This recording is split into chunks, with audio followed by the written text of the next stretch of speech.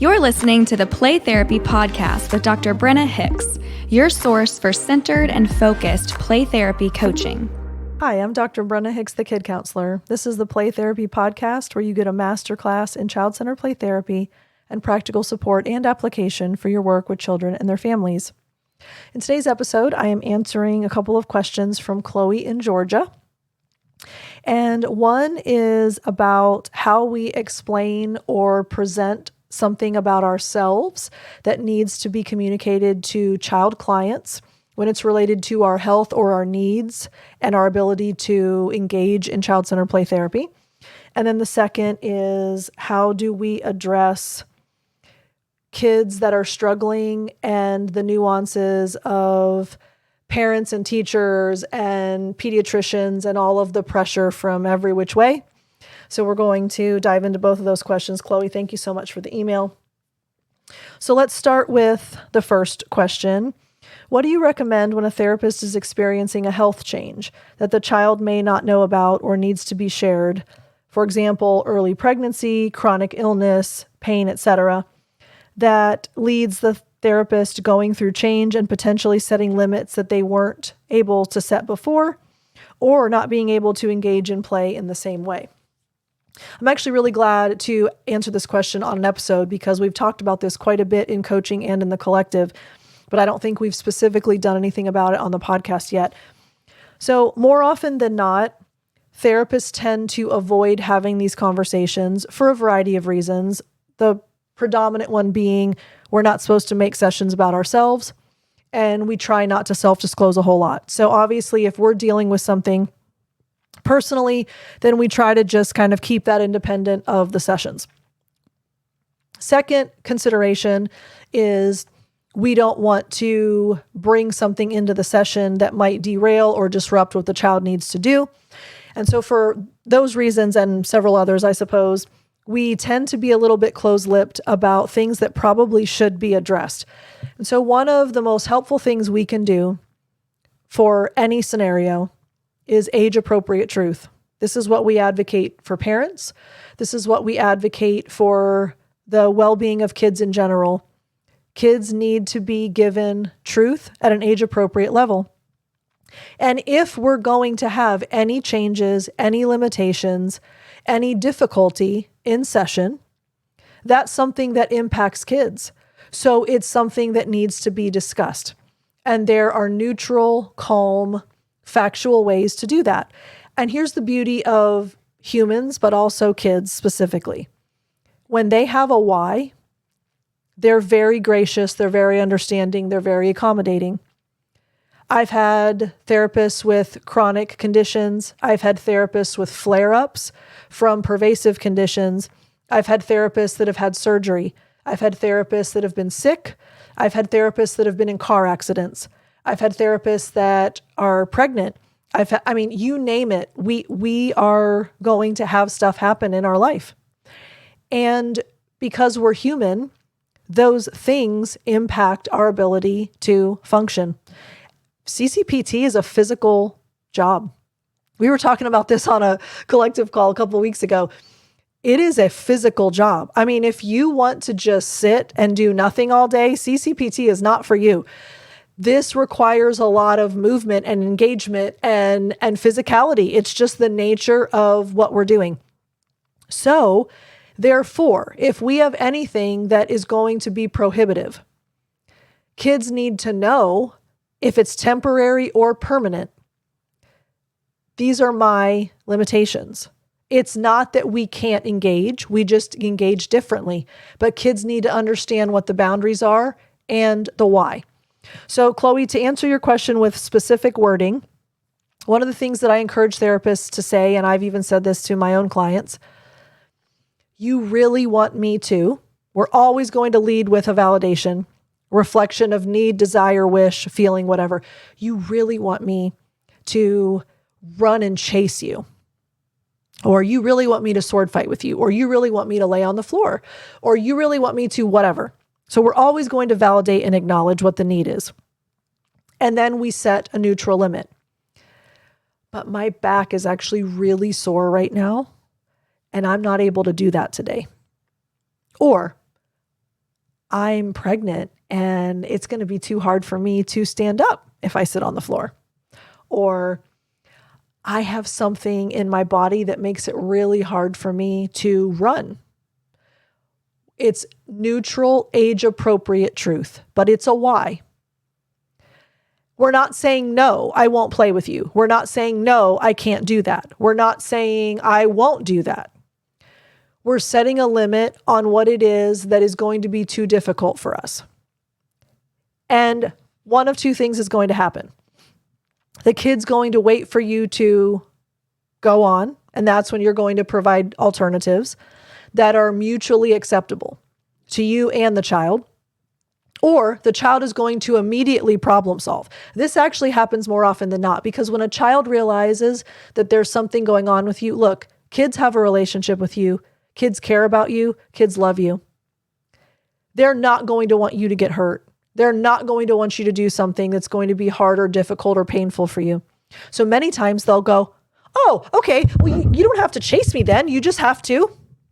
And they're going to give you an alternative. And as long as that is appropriate for your limitations, then you're going to say, you figured out a way for me to do that. You solved the problem.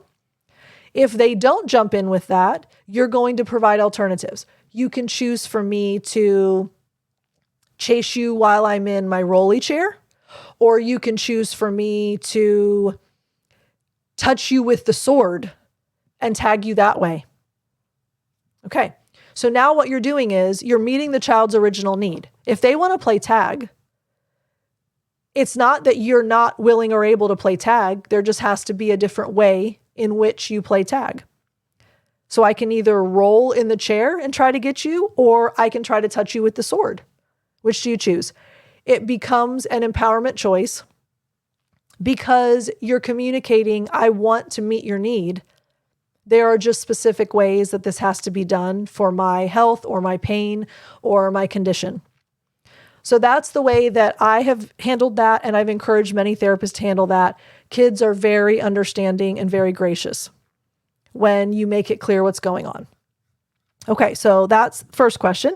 Second question is about kids that are really dealing with a lot and all of the things that come with that. So let's dive into that.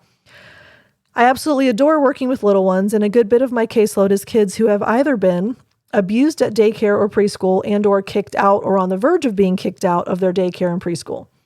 I also have many kids who are struggling behaviorally and academically in kindergarten. They're COVID babies. Parents are overwhelmed, but the kids are so overwhelmed. I find myself feeling really frustrated and protective of the children, and often feel defeated in having so many of these conversations about child development, educating on why it's not ODD.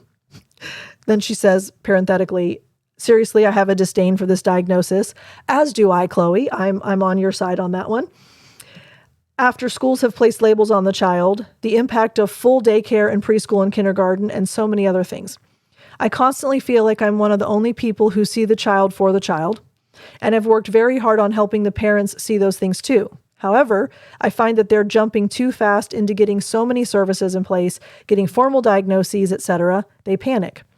While there are children I work with that I do recommend doing this, most of the children present as children who have had negative relationships with adults and are needing to rebuild their self-concept and self-esteem, attachment, and are dealing with power and control issues through aggressive behaviors.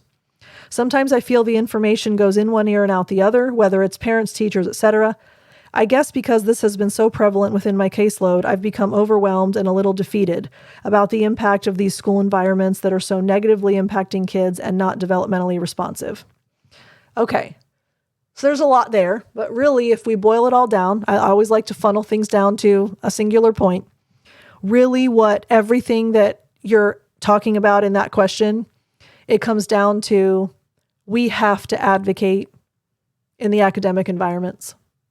In our communities, in our towns, in our cities, in our states, in our provinces, in our countries, in the world at large, we need to be a voice of advocacy for kids in the academic scenarios.